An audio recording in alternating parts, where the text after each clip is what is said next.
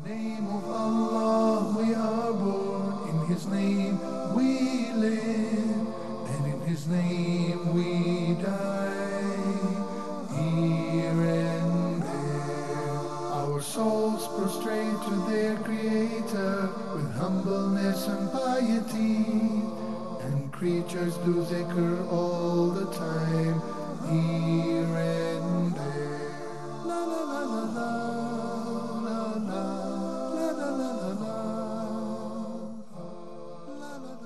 Assalamu alaikum wa rahmatullahi wa barakatuh. Welcome, dear brothers and sisters joining us across the world on our brand new live program Here and There. Now, it's a unique program where every single day of the week, starting from yesterday all the way up until the end of Ramadan, we're going to be taking a unique topic and connecting that with Ramadan. Yesterday, we had a look at Ramadan and how to change. But today, inshallah, we're going to be looking at goals, how we can set certain goals in our lives, how we can improve ourselves in this blessed month. We spoke about the importance of goals, the importance of change yesterday. For example, the Prophet ﷺ, he spoke about how important it is for a person when he enters into the month of Ramadan that he has some change, that he has some improvements in his character, in his personality, in his worship by the time he leaves the blessed month of Ramadan. Not just that, but if we look into our history, if we look at the Prophet Sulaiman alayhi salam, who was not just a king, not just a prophet, but he asked Allah to give him the most greatest of kingdoms ever. His goal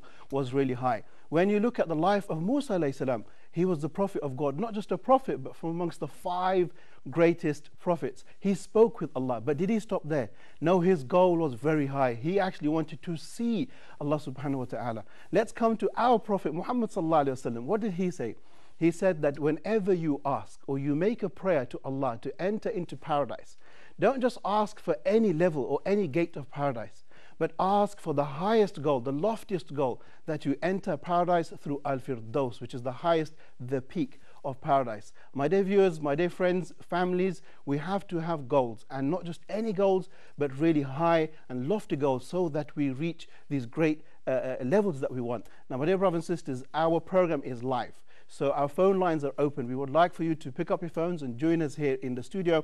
At the same time, you can join us through Skype as well. And our address on Skype is Huda_TV. We want to know your opinions, your perspectives, your feedback. How can we set goals? How can we achieve these goals? So do interact with us and do engage with us. And inshallah ta'ala, we'll have a very interesting program here. So let us go around the table and see who we have today with us in the studio. And then you can get into our discussion. If I can turn over to my right, my co-worker, we have with us Brother Omar. I'd like to welcome you to the program, brother. Assalamu alaikum. Alaikum assalam. And if you could give a little intro about yourself as well. Of course, first off, I would like to say, Brothers United, it's always a pleasure to be here on the channel and to be with you also for the second time in the same program. And I would like also to stress on the importance of goals. As you said, we as human beings, if we don't have goals, we feel like we are a ship without like a captain. Okay. It's going to end up on the rocks. So we as human beings, and as Muslims, of course, we are blessed by Allah to have the greatest goal of all is to have meaning in this life. Because so many people around the world, like atheists, like people who don't know who God is, they find themselves wandering. They don't know where to go. And when you lose the meaning of life, you have depression. Right?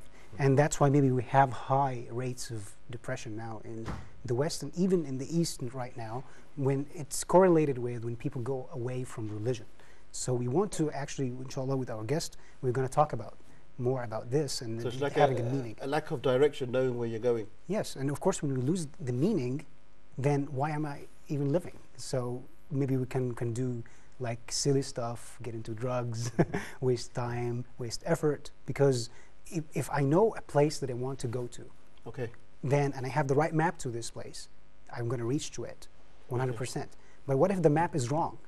It's telling me the wrong way. Whatever effort I do, the progress is actually not progress, because it's going to get me nowhere. SubhanAllah. Okay, very interesting. And with us, our third guest or third presenter, our one and only Ali Coleman, who is responsible for the news element here on Huda tonight.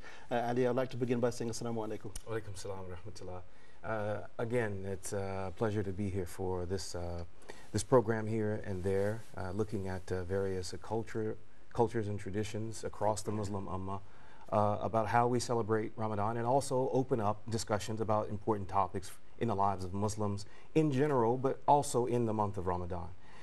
Last night's discussion, as Brother Junaid discussed and Brother Omar mentioned, was about making change, using the month of Ramadan as an opportunity given to us by Allah subhanahu wa ta'ala to make change in our lives, positive change that has lasting and positive results. Tonight is very much related to that, dealing with the subject of goal setting. And so the question is, how can you make change in your life without having goals? So they're very much related. We look forward to a very fruitful discussion, inshallah. Okay, and our special guest for the evening, we have us here on the left of Brother Kareem Adib. I'd like to welcome you to the program and say Assalamu alaikum. Wa alaikum assalam wa rahmatullahi wa barakatuh. It's always a pleasure to be here on Huda, especially in Ramadan, blessed month of Ramadan. It's a time to reflect, and shows like this give us breaks after Iftar and do Tarweeh, and then people want to relax. Watching something like this to increase the iman, to remind us of the path and how to set goals, especially early on in Ramadan. Lots of times we get lost. We start to realize by the end of Ramadan that Ramadan is done. Okay. And it's very important that mostly the companions of the Prophet ﷺ used to prepare for Ramadan before Ramadan came in 5-6 months before. They would say, Allahumma ballighna Ramadan, may Allah Ta'ala make us reach Ramadan 6 months prior to Ramadan. Okay. So that's done, but what we can do now is that we can at least gather ourselves, put our focus for these months, and Allah subhanahu wa ta'ala gives barakah and He blesses if you truly are sincere in your intentions and you realize that, why haven't I put my goals now? You can put them now, and inshallah Allah subhanahu wa ta'ala will bless you and bless your time and have lots of barakah. And we need to realize that Ramadan is, the Prophet ﷺ says, "If'alul khayra dahrakum wa ta'arradu li nafahatillah." Okay. Do good throughout all of your lives and watch out for the blessed times that Allah subhanahu wa ta'ala has put, because Allah subhanahu wa ta'ala will bless you in these times. And one of the most blessed times is Ramadan. Okay. Friday is a blessed time. Ramadan is a month. And the Prophet sallallahu alaihi wasallam, in the famous hadith when Jibreel he goes up on the minbar and he's going up and then says Ameen, Ameen, Ameen. And one of the things that he says Ameen to is when Jibreel says من أدرك رمضان خاب وخسر من أدرك رمضان ولم يغفر له. He's truly a loser, the one who reaches Ramadan and he's not forgiven. And when this what we'll talk about today is that Ramadan, it's very, very difficult. You need to put in a lot of effort to not have your sins forgiven in Ramadan. Just passing through Ramadan, inshallah, just doing the normal stuff that all Muslims do, inshallah Allah Ta'ala will forgive all of your sins. So you have to try really, really hard not to. So what we need to do today, inshallah, we'll talk about some of the easy things to put, easy steps so that inshallah we all attain this forgiveness. Okay. And as you mentioned, not only just the minimum forgiveness, we want to get al-firdaus, inshallah. All right, excellent. Beautiful way to begin. If I can, I'd like to respond to something. Yeah, sure. Sheikh Kareem mentioned. When you were speaking, I was reflecting on the life of Prophet Muhammad, peace be upon him, and his companions, the Sahaba. When we hear about the perspective, the approach that they had to living Islam, it was not setting a set of goals to achieve in Ramadan, but it was one after another for life. It was a constant moving towards elevating ourselves, and so there is no end to goal setting. There's a process. We can say rightly, a better way to say it is goal management. Okay, and that's interesting. Because we have ebbs and flows. We may achieve one thing, but then there may be a slacking in it, and we have to revisit that goal to maintain its status. Okay. And while at the same time setting and achieving new goals as well. So there's a whole process of managing goals in the Sahaba, the Prophet, peace be upon him. It was a long-term, a lifelong process of setting and achieving goals. And to add to that, Brother Ali, when we're looking at setting goals, you said there is like one major goal, and then underneath that we have sub-goals. Is that what I'm understanding? No, but that's a good point. I mean, the ultimate goal for us all is, I think you mentioned it in your intro, Jannah al-Firdaus. Right. Right? But how do we get there? There are a lot of different smaller things that we have to work towards accomplishing in order to get that. So I agree with that. I think the difference here is goals and objectives. The goal is the big thing, but the objectives are like the subcategories that we want to reach. Through them, we're going to get to the big goal. Because as Brother Karim has said, that our goal is to have forgiveness in Ramadan. But this is a goal, but how to reach to this goal? This is not practical to stop just here. How can I reach to this? Like for instance, we have the Quran, we have like to be patient. Sure. But we have to ask the question, how? Right? To see like the life of the Prophet. How did he act to be patient with people and so on and so forth. So the same goes to see what the Prophet did in Ramadan and the companions. And from there we can learn from the Prophet and the companions how to get to forgiveness. This process of goal setting forces us, as you're implying, forces us to think very deliberately, purposefully, not just to say, I want to go to Jannah. Yes. Okay, well, there are some things that you have to do to get there. And so goal setting is about being conscious and purposeful about it and thinking deeply, you know, being introspective, being honest with yourself. And, you know, that's... Or else it's going to be a dream. We're just dreaming. Actually, it's an interesting thing, Brother Karim, I wanted to ask you as well, is that, you know, many times we talk about seeking Allah's mercy or His forgiveness, and we have a very positive attitude, which is great, into getting into Firdaus, like Brother Ali said. But at the same time, a very important element of Ramadan, like al-yatqa min an-nar, is to actually save yourself from the hellfire. Now, how important is it that we keep that in mind, as well as trying to get to paradise? I think it's this balance is exactly what we need as an ummah collectively and individually. It's this balance. The scholars they talk about janahay at-tayr. They talk about these are the two wings. Love is the core, and the two wings that make the bird fly are fear and hope. Okay. Al-khawf wa raja. These they have to be balanced. And if one of them is if you've got a stronger wing, then it will just keep on doing a circle. It's like rowing. If you row one side, you keep on going round. And if there's no love in the core, then there's no heartbeat. If the foundation of your path to Allah subhanahu wa ta'ala is not founded on love, then you have a big problem. Okay. But at the same time, it will not move forward without khawf and raja.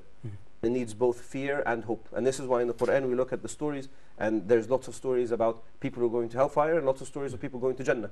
So you read this and you fear this and you keep away from it. So, Brother, can we then say that, like Brother Ali said, one of our goals is to get to Firdaus, and another goal is to save ourselves from the fire. So we've got effectively two goals. Definitely, and they complement each other. Both goals work together. And this is important because just to add on to this part about the steps, the Prophet ﷺ, this is the guidance. When the Prophet ﷺ, the companion came to him and he asked him, Mata as-sa'a? When is the day of judgment? So the Prophet ﷺ didn't tell him it will be on this day or these are the signs. ماذا أعددت لها? What have you prepared for it? Okay. This is the goal. The companion is asking not just out of fun. He doesn't want to know, tell me the date, so he puts it on his calendar. He just wants to know, obviously, because there's going to be accountability. Sure. So the Prophet ﷺ he guided him. He told him, what have you done for this? This is the goal. What are your steps to be held accountable properly? And this is what we need to do. We need to say, and our problem is that we go in our goals and we say, my goal for Ramadan is to be better. That doesn't mean anything. What does that mean? To be closer to Allah. How? How can you measure that? Right. You're done, the month is done, you say, oh, alhamdulillah, I'm much closer. It's disconnected from So reality. we've got to quantify it in some way. We've got to put down some measure and how we can achieve such a thing. Exactly, we need to put things which are measurable. Like when we mention goals in general, we talk about SMART goals, which are things which are measurable. They're time constrained. They're specific. They're realistic. These are things that they have to be. And this is a problem that lots of times, and the Prophet ﷺ guides us in this, that when Ramadan starts, and lots of people do this, there's a big spike. Okay. The spike goes on for 2 days, and you're out. And this is a problem. And the Prophet ﷺ, when he talks about this, he says, for every for each deed, there is a shira, there is a peak, and there's a trough when you go down. So whoever's trough, من كانت شراته على سنتي, whoever's trough is on my guidance, فقد هدي. He is truly guided. Okay. And this is what we need to benchmark ourselves on. There's no this idea of going in the first couple of days, 10 juz, reading 10 juz for 3 days, and then doing nothing, and then Laylatul Qadr, I need to get back, and then going flat. This isn't how. The idea of Ramadan is that it's a month for continuous change. Yeah. Okay. Prophet ﷺ says, خير الأعمال أدومها وإن قل. Okay. The continuous, even if it's little. I think the first step is to be honest with oneself, like to know where I'm coming from. Because for instance, before Ramadan, I only pray 5 times a day, and I just start, as you said, Brother Karim, I want to pray for 5 hours at night, it won't work. Okay. I have to take it gradually. So maybe do you agree that the first step is to know oneself, like to know where I am? We are not equal. I'm not like Brother Junaid. I'm not like Brother Ali. We are not the same. We're not the same level of Iman. Even the companions themselves weren't at the same level. Like for instance, there is a mistake, in my humble opinion, Sure. that some of the khatibs, the lecturers of Islam and so on, they say that they compare us with the top companions. Like for instance, Abu Bakr as-Siddiq, radiallahu anhu, like he gave all of his money in charity. But they forget to mention that the second best didn't know how to do this. And he just paid half of that. And this is the second one. And after this and after that, and going down, down, down, down. Most of the companions wasn't able to be like Abu Bakr as-Siddiq. So when the Muslim youth, they listen to this, they just feel, okay, I'm no good. I cannot be like these giants. So they give up. Okay. So, and that's the goal of actually Islamic progress, that Allah wants us to be better, not the best. So do you agree with this? And I think what I really like about this is this idea that we're different. And this is one of the very important things, is that we're different, and our nufus are different. And this is why, subhanAllah, the Prophet ﷺ and the guidance from Allah Ta'ala, there's so many diverse ibadat. Because what I might be very comfortable in fasting, besides Ramadan, in Nawafil. So I do that. You might be more comfortable reading the Quran. You do that. Somebody else, sadaqat, gives the sadaqah. Somebody else goes out and he works with his body and he helps people in carrying things. Somebody else goes out and does ta'aleem. Somebody else goes out and takes care of the orphans.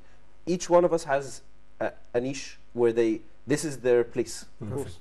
And the point is, you need to find that. And the companions, subhanAllah, they're different in this aspect.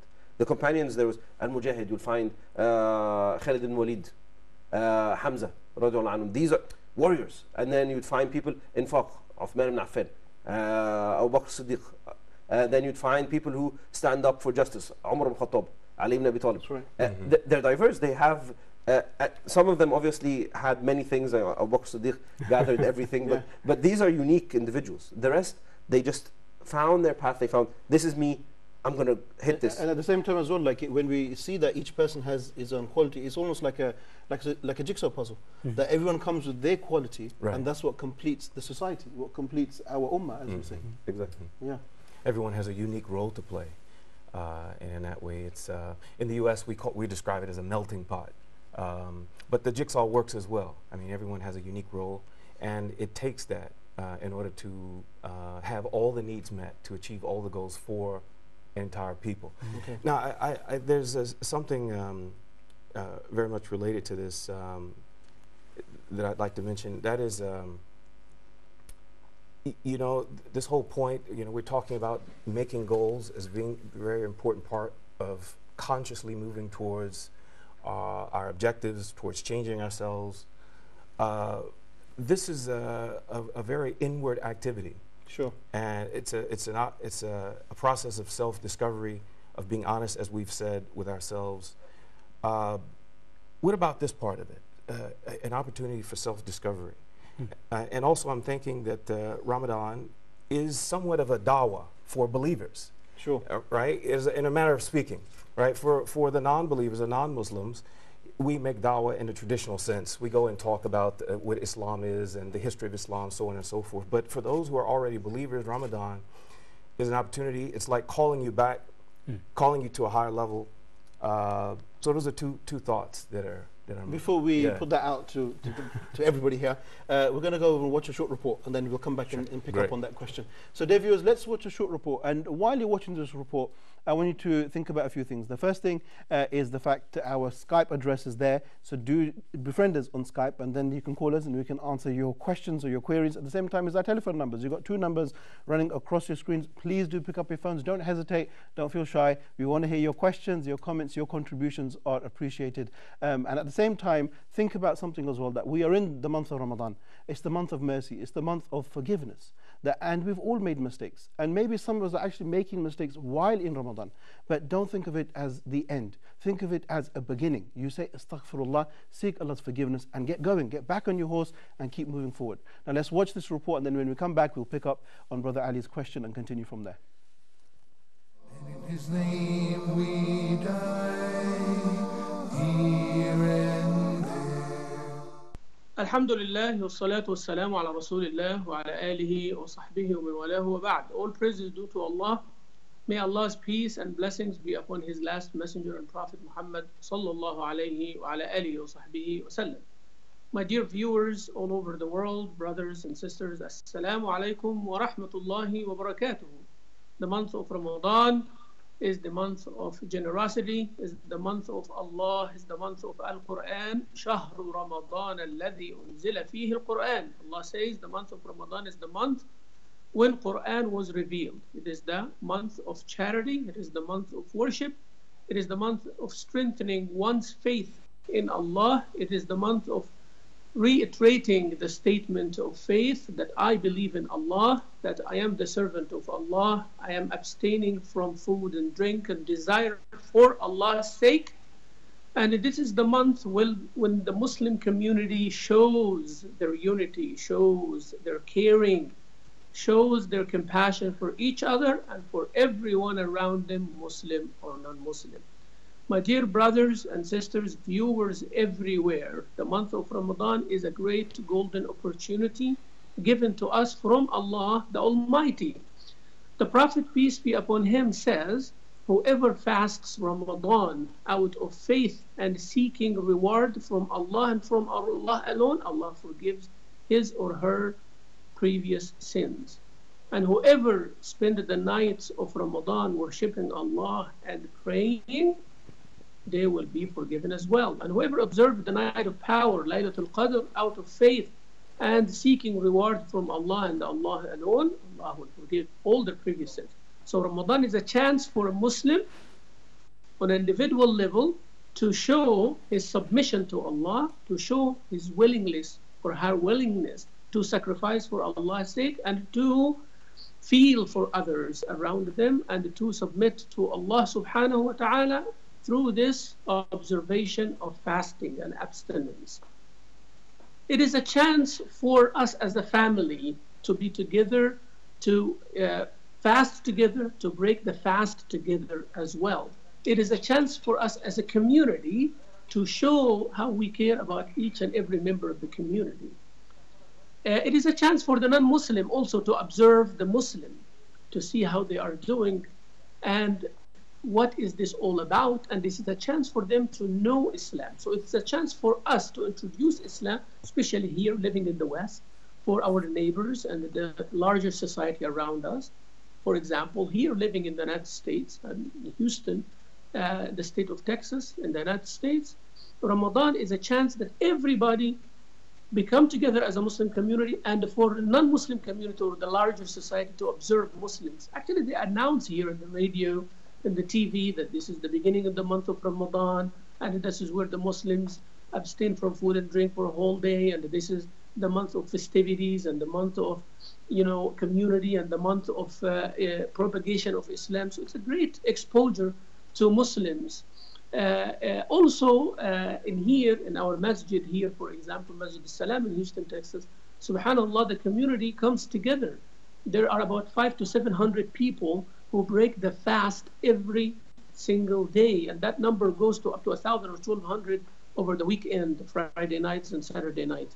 So you can imagine brothers and sisters and young and old and teenagers and youth and everybody coming together to break the fasting while they observe the Maghrib prayer, and then they have their wonderful dinner, which is sponsored by a community member or few community members. They gather together and spend thousands of dollars for this observance of breaking the fast together and feeding also the poor and the needy.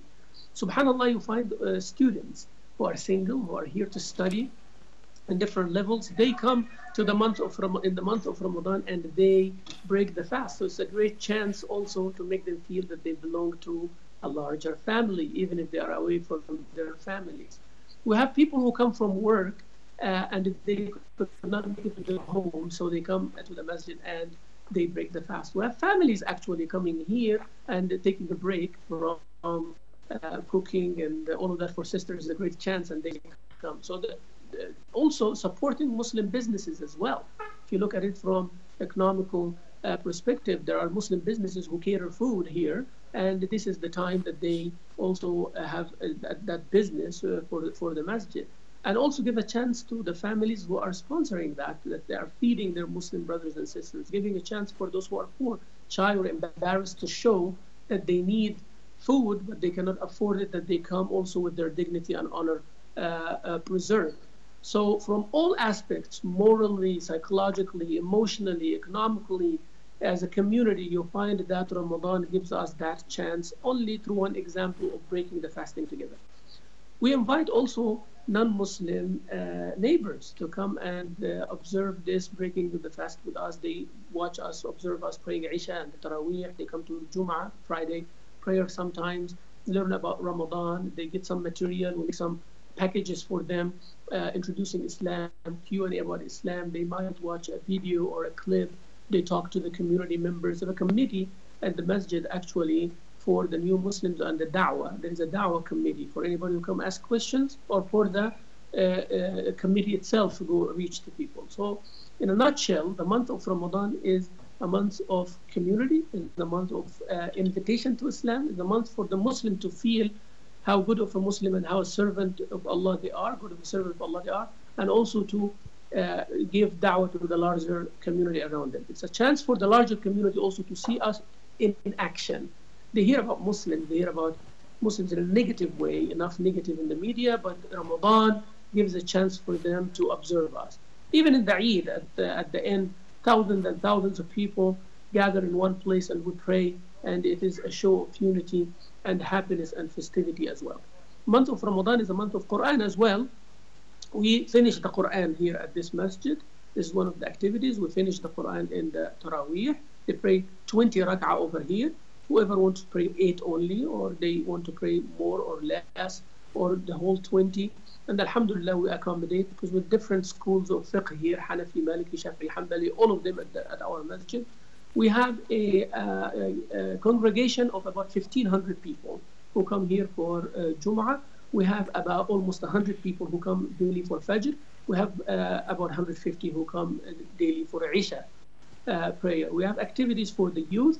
Even during Ramadan, we have activities for the sisters. Today, just before this recording, I had a sisters class for 2 hours about women in Islam and marital relationship and so on.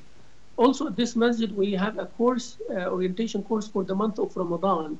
Before we start, to give them 3 sessions about Ramadan and its beauty, its value and status, about the rulings of Ramadan, and then about the last 10 and the Eid and the Sadaqat al-Fitr. That we do every year, and it's broadcast live. And alhamdulillah Rabbil Alameen, this is one of the most active masjids or centers in Houston, if it is not the most active Masjid al-Salam Islamic Society of Greater Houston. Alhamdulillah Rabbil Alameen, Allah bless us that we have at least one Muslim every other week, one new Muslim every other week. Every month, 2 to 3 people who accept Islam at this masjid. 50 people every year. Subhanallah, the average. We just had someone accepting Islam yesterday, actually. So it is a great effort. The month of Ramadan is a month that shows us all of that. And my message to all my brothers and sisters, be yourself in the month of Ramadan. Be the best you can be. It's not only about you. It is about those who are around you. Let them see the best of examples in you through the month of Ramadan, reciting the Quran, praying, and being charitable and caring about others. Give the best picture of Islam that you can give. All my brothers and sisters all over the world, this is a gift from Allah to you. Use that gift to deliver that beauty of Islam through the month of Ramadan to the whole world. May Allah accept from all of us. May Allah make us among those who observe Ramadan by fasting, by praying, by reciting Quran, by caring about others, by giving charity. وصلى اللهم وسلم وبارك على سيدنا محمد وعلى آله وصحبه وسلم والحمد لله رب العالمين والسلام عليكم ورحمة الله وبركاته. رمضان مبارك. And in His name we die here and there. Assalamu alaikum wa rahmatullahi wa barakatuh. Welcome back, dear viewers, after watching that report talking about Ramadan and its importance. Now, dear viewers, let's come back to our discussion.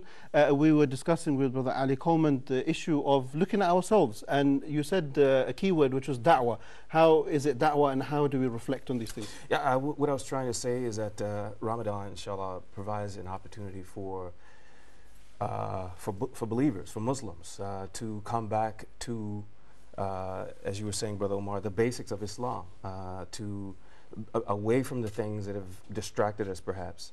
And so I was making a comparison between Ramadan as dawah for believers and dawah in a traditional sense. For the non-Muslims, we're asking them to seriously consider joining Islam, that it's the truth, that it's beautiful. But for the person who has already done that and perhaps is not living as a Muslim, Ramadan is an opportunity to come back. Now, I wanted to tie this into what you were saying, Brother Kareem, earlier about this tapestry, that every one of us has unique skills and talents, areas of development in our lives that we contribute to the larger ummah, our communities, our families, so on and so forth. But that also means that each of us has unique areas of development, weaknesses. So the goals that we're working towards are going to vary as well. Okay, interesting. There are some universal things that we should be striving towards. I think if you would like to talk about some of those things, you had mentioned Quran and taqwa and these things that all Muslims should strive towards. But individually, each of us has different challenges. That means each of our goals will be a little bit different. Maybe I have an anger management problem. Maybe you're great with anger management. Or giving zakat is good for one, but not another. So it's some universal goal setting and achieving, and also some specifics depending on each individual. Yeah, and before you answer that, Brother Kareem, also can I ask you to tie that in with giving us, for example, one example, one practical example, one real goal that we could take forward, and a how as well. Okay, I think the first example, and I think the main goal of Ramadan or in Siyam is taqwa. And this is in the verse, Allah subhanahu wa ta'ala, كُتِبَ عَلَيْكُمْ الصِّيَامُ لَعَلَّكُمْ تَتَّقُونَ, so that you may attain piety. This is the main goal. This is a big umbrella. And piety inside it, this is how it could encompass everybody inside it. The way I achieve this piety might be different. Piety in general is being God conscious, God aware, there's so many different definitions the scholars have talked about, but they all revolve around the idea of doing what's right and leaving what's wrong, very basically. And this could be, if you've got anger management issues, then this will be your thing. If you're a miser, then this will be your thing. If you don't take care of your parents, this will be your thing. All of this will go into taqwa. Each one of them, if I'm not careful with money, I take haram sources of income, then I'm going to stop that, and this will be my taqwa. If it's I get angry, I've got a foul tongue and a foul mouth, and I keep on saying bad words, then this will be my taqwa. Being aware, I backbite, this will be my taqwa. All of this would work within the scope of taqwa. So what we need to do is get the goal, which is taqwa, and start to break it down, make a list of things that I need to stop so that I may attain taqwa. Very nice. And this is in the hadith the Prophet ﷺ, he talks about that Allah subhanahu wa ta'ala does not, whoever من لم يدع قول الزور والعمل به فليس له حاجة أن يدع طعامه وشرابه. Whoever does not leave like lying and falsehood. Falsehood and lying, then Allah subhanahu wa ta'ala does not need him to leave his food and drink. So if you've got this issue, then this would be a very clear goal. I'm going to, it's measurable, I'm not going to lie today. Okay. At the end of the day, I say to myself, did I lie? Yes, I lied. And then I can even think, why did I lie? Because lying in general is a very, very clear indicator that you've got a problem in the heart. You have more khashya, you have more fear for your money than Allah subhanahu wa ta'ala. You fear your manager or your kids or whatever more than Allah subhanahu wa ta'ala. There's really no reason for you to lie. There is no reason for anyone to lie ever. So it goes back to knowing who Allah is also. Because if I know who Allah is, I'm not going to fear a person, right? So maybe we get to have to know the attributes of Allah. So what do you think about this, brother? Definitely, I think this is the core of taqwa. The whole idea of siyam, and this is why it's such an elevated position in siyam, because salah, you go into the masjid, everyone sees you, you can pretend it, but siyam, you're not going to go out and say, okay, I'm not eating. Everyone, besides everyone doing it, there's nothing that you can do to to show off or to pretend. Salah, you can get up and say, okay, now it's time for me to pray. And then everyone sees you and say, oh, mashallah, look at him doing this. Sadaqah, you go out and say, I'm going to give out $1 million or whatever amount of money. And everyone says, ah, mashallah, look at him. But with Siyam, you say, okay, I'm not eating. You're like, okay, good for you. There's nothing to spoil that ibadah. Okay. All right, excellent. And I want to add here as well, like one of my goals, and I'm going to try to make it as practical as I can, is that, trying to build a relationship with the Quran. We all read Quran, but really in this blessed month of Ramadan, I said to myself that, we have to finish the Quran. And we know there's 30 chapters inside of the Quran. And Ramadan is roughly 30 days. So if you break that down, that's a chapter a day for each of Ramadan. Not just that, but then if you look at it, you've got 5 daily prayers. And each chapter, I did this calculation beforehand. Broke it down. I broke it down. So each chapter consists of about 20 pages. So that's a juz, which is 20 pages. You've got 5 daily prayers. So if you break it down, that's 4 pages after every single prayer. Wow. If you do 4 pages after every single prayer, that means you will read a juz in 1 day. If you continue that for 30 days, you've read the whole Quran. It's very smart. So does that's a smart goal. That's a smart goal. Thank you for that calculation. Yeah. Anyone else have a personal goal or something they I would like to say, like, if in general, not only in Ramadan, but of course it is more in Ramadan, more important, that to have something between you and God. No one knows it. Of course, aside from fasting, as Brother Karim was saying this, like, I'm doing something, even if it's so small, because nothing is small in the sight of Allah. Like, if I'm, for instance, I'm going to pay like some charity between me and God, part of my salary, 10%, 5%, I'm going to give it to the poor people for the rest of my life. And nobody is going to know about it. Not even my wife, not even my kids. No one is going to know about it. So I think this strengthens the relationship between me and between God. Okay, and I think also, Brother Omar, in the month of Ramadan, when we're talking about charity, especially for those living in the West, in the States, or in the UK, Europe, you find this is the month where everybody's coming out asking for your money. So if you turn on the TV channels, you've got a cause on every single channel. So subhanAllah, you have so many opportunities in giving in charity. How can we, Brother Ali, how can we possibly divide our money when it comes to causes? How should we think about, where should I give my money? How should I give my money? What kind of mindset should we have? It's a big challenge, I think, well, it has been for me. Let me just say that.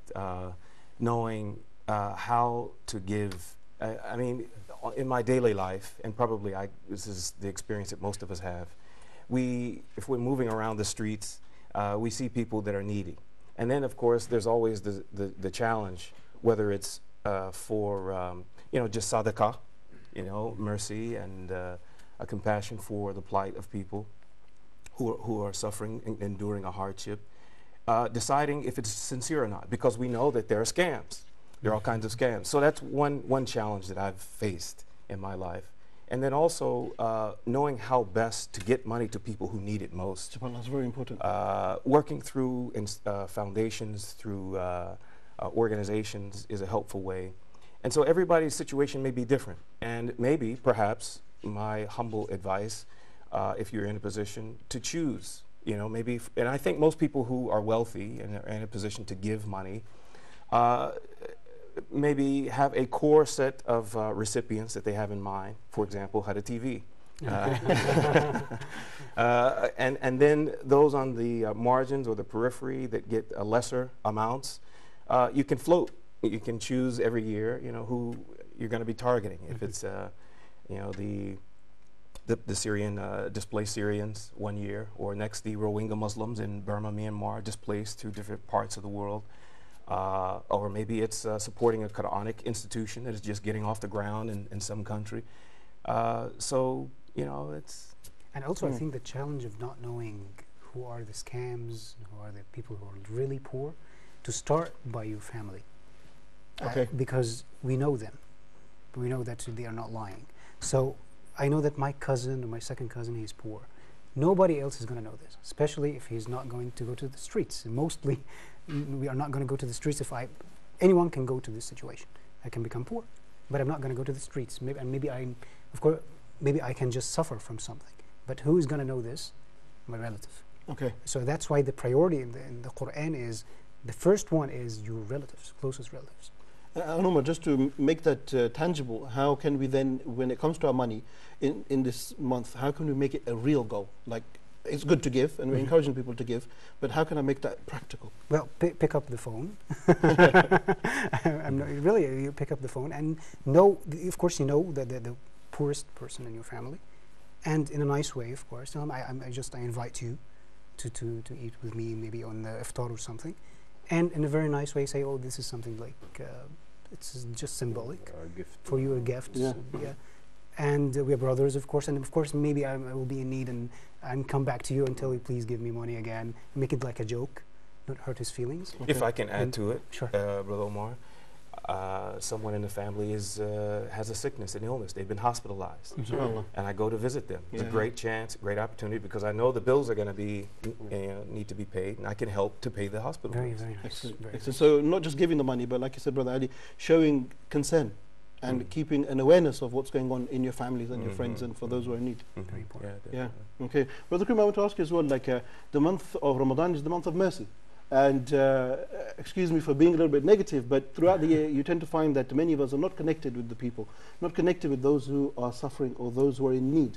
But in this month, this is a golden opportunity. How important is it that we connect with those people around the world, in the third world or wherever in the world that are suffering? How important is that we... I think it's fundamental, and I think that this is one of the main things that is missing in the ummah, is this connection.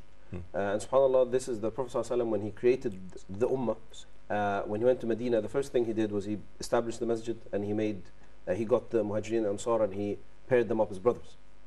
And this is the foundation that built the whole Medina. Okay. The whole Muslim ummah was based on this idea of brother. They were brothers in the beginning, to the extent that even they inherited each other. They were brothers as in direct brothers, like blood.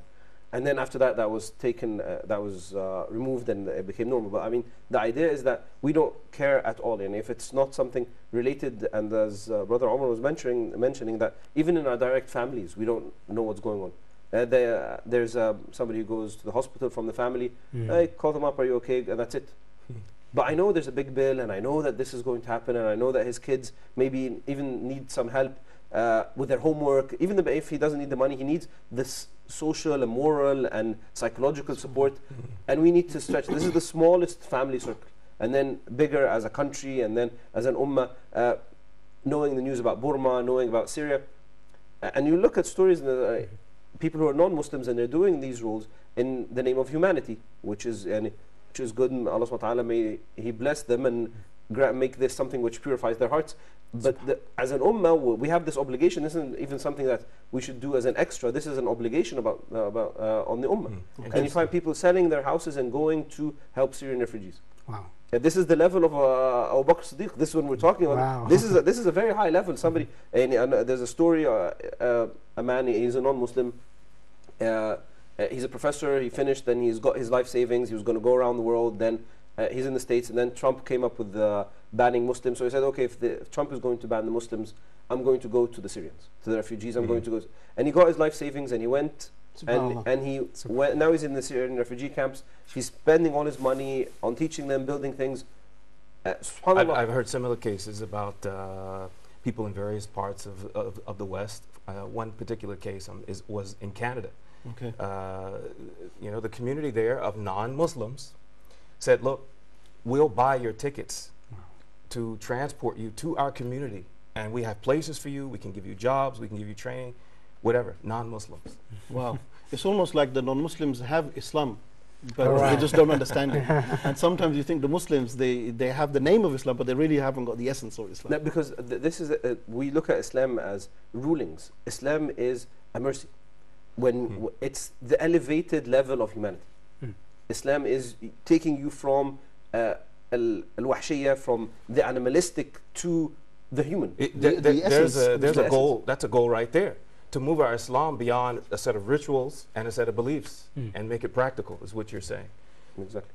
Okay, and I think it was one famous da'i speaker who once said that he was very glad that he embraced Islam before he had so many people he actually had met Muslims, because if I had met the Muslims first, maybe he wouldn't have embraced Islam. And actually, in the beginning of Islam, more people, they got into Islam and embraced Islam because they saw how the merchants and people who trade with them, they never even spoke, they didn't say that we're Muslims. But they had like seen them in a very nice clothings. They deal with them in a very nice way. So they ask them, okay, where are you from? What's your religion? And so on. That's East Asia, right? Southeast Asia. All of these countries, no army went there of the Muslims whatsoever. And millions of millions. One of them is Indonesia. It's the biggest like Islamic population in the world. Okay. So this is the same point that you're raising, Brother Junaid. Exactly. That to see the Muslim by his action. Exactly. And I want to talk about something else as well, another goal, and working with the communities. And I see this is another very common problem is that many a Muslim is very disconnected with his family. They don't have that connection, the connection with their aunties or relatives. Not just that, but they don't even have relations with their fathers and mothers. There are some Muslims who actually don't even speak to their parents out of whatever issues they've had. I would like for everyone to touch on that. How important is it that we reconnect with our mothers and fathers, for those who have mothers and fathers that are alive, and take advantage of that? Well, I think we want to say something. You know, it's interesting. We were just talking about how, in some ways, non-Muslims are actualizing Islam in ways that are greater than Muslims are right now. And if we look at this phenomenon historically, all of the things that you were just talking about, the character, the obvious difference in the conduct and character of early Muslims was in antiquity, late antiquity, at a time when a lot of these humanitarian standards and the rule of law and all this stuff was not standardized worldwide. Okay. It was the Muslim world that established this, and that was a sharp contrast to what the norm was at the time. But now, after the influence, the great influence of Islam has spread worldwide, and even to non-Muslim countries, and they have benefited from all these things, now it's been somewhat turned upside down. How do we how do we get back? I mean, is it? I mean, I'm sure it's a deep and a separate conversation. It involves economics, political history, and so on and so forth. But how do we get back to it? How do we get back to it? I think if I can interject, I think one of the ways we can get back to it, and see if you, brother, if you agree with me as well, is re-evaluating our priorities in Islam. That we've taken many of the outward actions to be far superior than the inward actions. Now, we as Muslims, we don't reject the outward actions, and we don't reject the inward actions, but there is a balance. And I think that's what's missing, that we focus, some of us focus very much on our outward, and we forget the inward. And some of us focus so much on the inward that there's no action involved. I think that's I think that's fundamental to this balance. We have to strike this balance, and we have to lose some of the concepts which we have adopted. This capitalist ideology is becoming too embedded within the Muslim Ummah, and because of this, we're losing out. Oh, okay, my parents are done, and that was it. They brought me up because this was to their benefit, and all of these ideas. These are very capitalistic ideas. This is maximizing profit, maximizing gains, in terms of and relationship, win-win relation. All of this, we don't have this. For us, it's our only relationship with Allah Subhanahu wa Taala, and all of our actions have to flow within that scope. So whether my parents are good to me or they're bad to me, or I like them or I don't like them, I'm going to treat them well because Allah Subhanahu wa Ta'ala told me to treat them well. But if I'm sorry to cut you off, but I think it's very important to raise this point.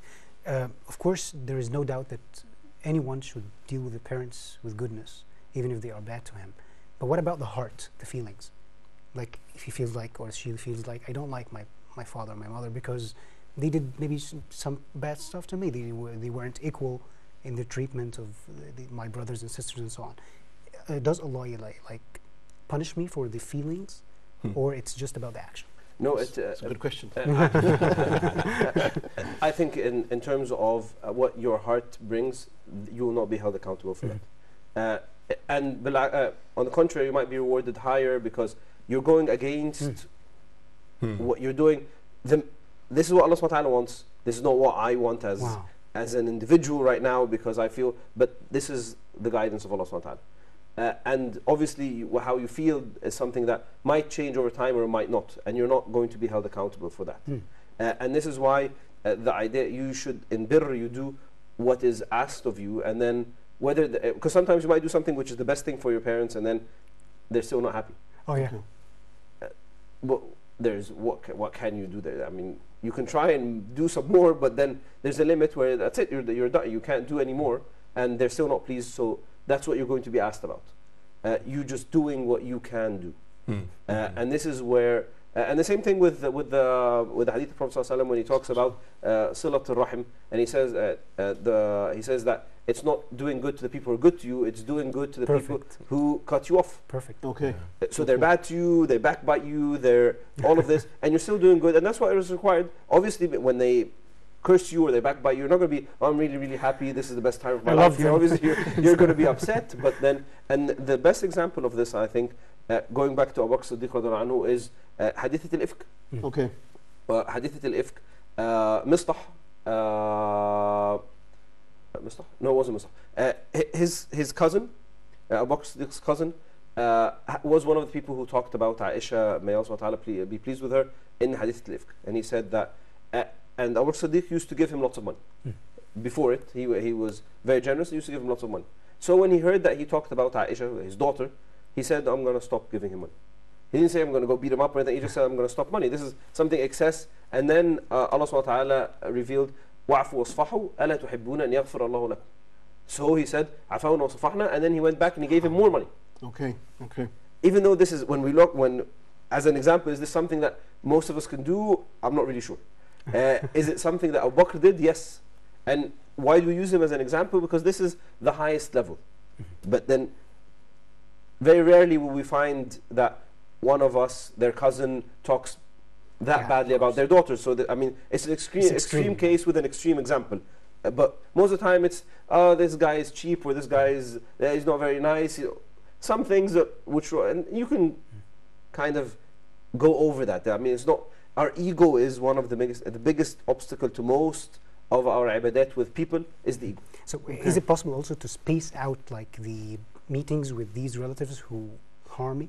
Like, what I mean by this is protect yourself. Yeah, like of course you said a very important point, that to connect with them and to have very strong ties with them. But what if I space out the calls, space out the visits, because I feel psychologically harmed what they are doing, maybe insults and so on? Is it permissible, or also it cannot be? I think you can. I mean, it's you harming yourself and then this leading you to do more harm. This is not what we want. The whole idea is that we try and sustain these relationships as much as possible, whether it's through phone calls. Sometimes it could be through a phone call, through a text, depending on the relationship and how much you need. And obviously, the nearer your aunties or your grandparents, your parents, sisters, siblings, these have a special relationship. You get a bit further, and it gets further and further. Okay, excellent. We are coming towards the end of the program, and before we conclude, very quickly, 5 seconds each, if we can. A goal. Give us a goal for Ramadan. So I stop myself and I say, inshallah ta'ala, to complete the recitation of the Holy Quran in this month. Omar? Okay, a goal is to be more forgiving. Okay, more forgiving. Ali? Goal is to be more disciplined. Very nice. To do the things that I'm required to do, even when I don't feel like doing it. Okay, I'm glad everyone's been very honest here. I think establishing a relationship with Allah subhanahu wa ta'ala, and one of the tangible ways to do this is doing dua. Having 10 minutes of dua every day before Fitr, sitting down and talking to Allah subhanahu wa ta'ala sincerely, with normal language, none of this sophisticated language, very, very normal language. Tell him what your problems are, tell him what you want, tell him what your goals are, and ask Allah subhanahu wa ta'ala to excellent dua. Okay, thank you very much, all of you. We have come to the end. Collectively, we'd like to say thank you to all three of you, inshallah ta'ala. We're going to be here again tomorrow. Inshallah. So we'll have another discussion, another topic. So I'd like to thank all of you. Thank you very much. Okay, dear viewers, we've come to the end of our program here and there. What a fantastic discussion, talking about goals, understanding the importance of having lofty goals and also pursuing these goals. Now, my dear brothers and my dear sisters, it's important for us to understand that this month of Ramadan, yes, it's about smiling, it's about charity, it's about being happy, but there's a very serious element to this month as well, and that is the fact that Allah subhanahu wa ta'ala, our Lord Almighty, He removes certain people from the hellfire. He selects who He removes and saves in this blessed month from the punishment of the hellfire. Let us try our best. Let us try and do as much worship as we can, do as much good as we can, such that Allah removes our necks from the punishment of the hellfire. And one last thing, and that is going back to our parents. Did you know that the hadith that Brother Kareem mentioned, when the Prophet ﷺ, he took on that minbar, he mentioned 3 things. One of those things was the fact that a person who has parents, and he was not able to attain paradise through the service of his parents, then this person also falls under that curse that Jibreel alayhi salam made mention. The Prophet said, Ameen. So we have our parents with us, whether they're Muslim, whether they're not Muslim. We must serve them, we must look after them. They're a door for us to paradise. Let's take advantage of that. And for those of you who are close to your parents, you should take advantage of that, because we are not. We're quite far away, and I miss my parents personally. So I'd like to thank all of you for tuning in, and we will see you hopefully tomorrow. So until then, Assalamu alaikum wa rahmatullahi wa barakatuh. Name of Allah, we are born, in His name we live, and in His name we die, here and there. Our souls prostrate to their Creator with humbleness and piety, and creatures do zikr all the time, here and there. Humans circumambulate the Kaaba while migrating birds stretch forth their wings, finding their way by Allah's mercy, here and there. Our Prophet advised us to travel, seeking knowledge, while exploring Allah's miraculous creations, here and there. La la la la la.